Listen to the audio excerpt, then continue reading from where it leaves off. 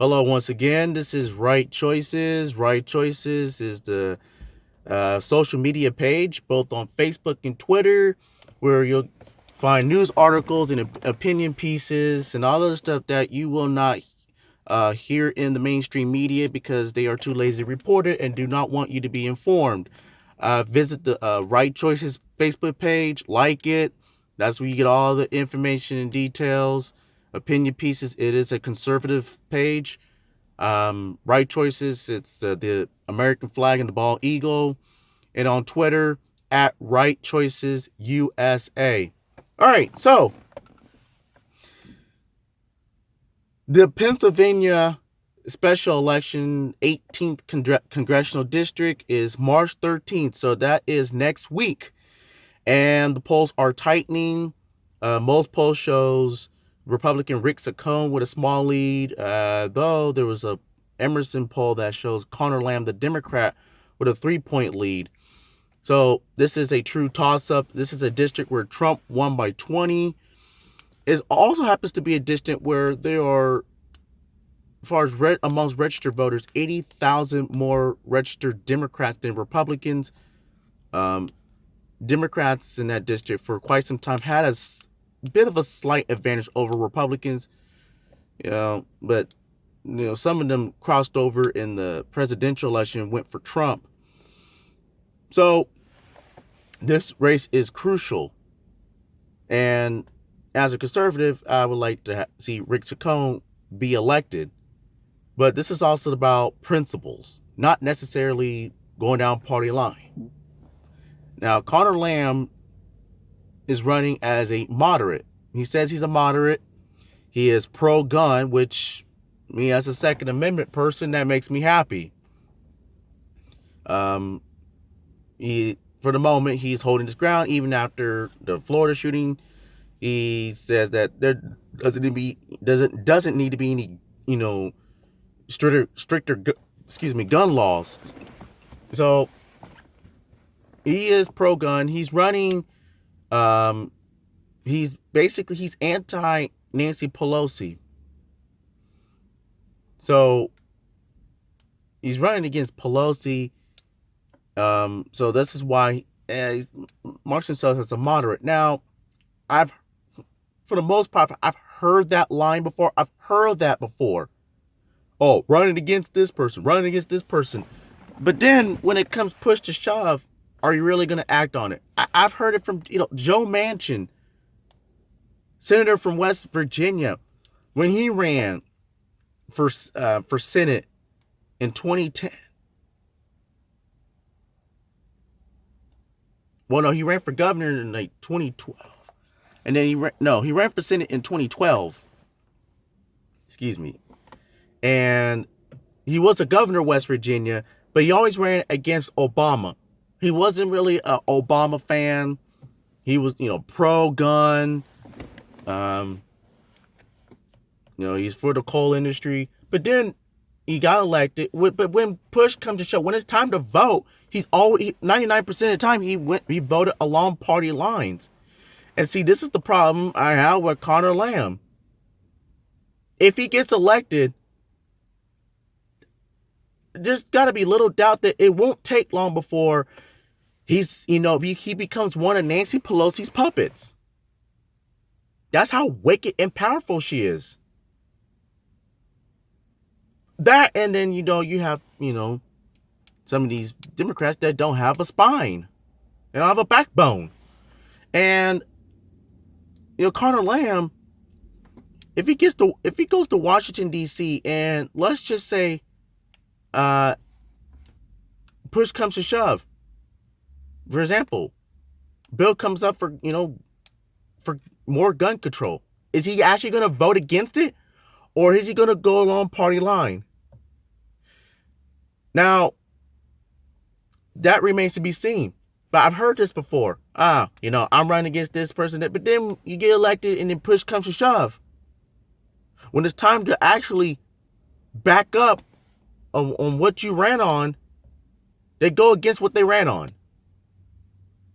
So Conor Lamb could end up being just another typical Democrat.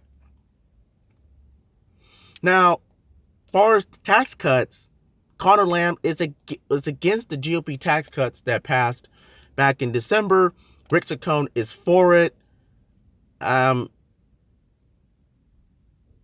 Lamb says that, well, the tax cuts, basically using the usual typical liberal talking points. Most of it goes to the wealthy and calling it crumbs. And, Nancy Pelosi called it crumbs in a swing district.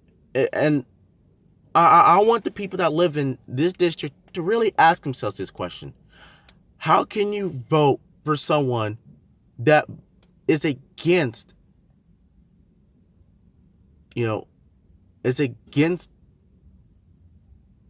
having the American people make a little bit more money? Because ever since the tax cuts have passed, many Americans have seen an increase in their paychecks. And we're talking about your normal average person. A lot of them living paycheck to paycheck. Middle class, lower class have seen a increase in their paycheck. And yet Conor Lamb is against it. What's his tax plan? What's his economic plan? It pretty much aligns with the Democrat Party's economic message. Tax the rich, spread the wealth around, redistribution. Well, we see how that works. All you have to do is look at Venezuela. So how can you vote for someone? And I'm also want to reach out to Republicans and independents. How can you vote for someone that is against the American people earning a little bit more cash? Maybe for the Democrats, a couple $100, maybe $1,000. That might be crumbs for them, especially them with their, elitist status, and they got 4 or 5 homes that they own, and they're receiving donations from outside groups. Maybe a couple hundred, maybe $500, maybe $1,000 is crumbs to them, but for most Americans, it's not crumbs. As Kellyanne Conway stated a few weeks ago, it's bread. So Conor Lamb is out of touch. He's out of touch with the American people, and realistically, he's out of touch with, you the people in the 18th Congressional District. Rick Saccone supports the American people making a little bit more money. Nancy Pelosi said during the Obama years, a $40 increase in the paycheck was good, but $1,000 is crumbs? Due to the GOP tax cuts? Really? This is, again, Conor Lamb, the fear is he'll go to Washington, he'll quickly become Nancy Pelosi's puppet. So, March 13th is around the corner, and you have a choice to make. And if you really care, you care about your future, you care about the country, vote with your conscience. Are you going to vote for, can you honestly vote for someone that says one thing, but then it's going to do the complete opposite when push comes to shove? Can you vote for someone that is against the American people making a little bit more money? Can you vote for someone that calls making a little bit more money crumbs? Can you vote for someone does voting for a political party, and I'm speaking about the Democratic Party, that doesn't care about the middle class, calling it crumbs? Yeah, most of these Democrats have never had to go through the struggle. They never had to have a minimum wage job. They don't know what it's like to work paycheck to paycheck. They don't know what it's like. Can you vote for someone that is for the tax cuts, that wants the American people to make a little bit more money? to buy something that they want, that they couldn't in years past because of the economy. If you want to vote for someone that wants you to make a little bit more money, to buy the things that you want, to make you pay your bills a little bit easier, Rick Saccone is the answer. If you want someone that does not want the American people to make money, then you go with Conor. And that's a wrap. Again, visit the Facebook page, Right Choices on Facebook. It is at Right Choices America on Facebook. That's the excuse me. That's the underscore. And it's the American flag with the bald eagle. Right Choices. Like the page. Have your friends like the page. Also follow Right Choices on Facebook at Right Choices USA. Follow it. Post every single day.